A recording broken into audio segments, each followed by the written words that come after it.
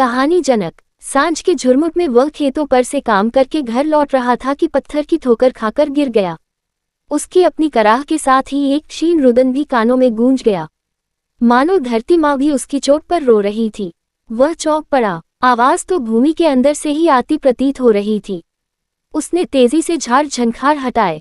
उसका मन कराह उठा, कभी घूरे पर कभी गर्भ में, और आज धूल और राख में लिपटी पत्थर के नीचे जमीन में दबी हुई एक और जिंदगी।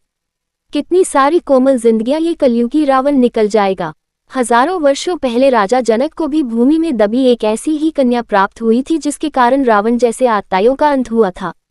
उसने बच्ची को अपनी गोद में उठा लिया। तू भी सीता की तरह धरती की पुत्री है, तभी अब तक जीवित है, मगर मैं तुझे यूं ही धरती में समाने नहीं दूंगा। मैं जनक बनकर तुझे इस योग्य बना दूंगा कि अब की बार तू स्त्री का अपमान और असमय उसे मार देने वाले कलयुगी आत्ताओं का अंत कर सके। और एक बार पुनः जनक ने धरती पुत्री सीता को अपनी छाती से लगाया और घर की ओर चल दिया।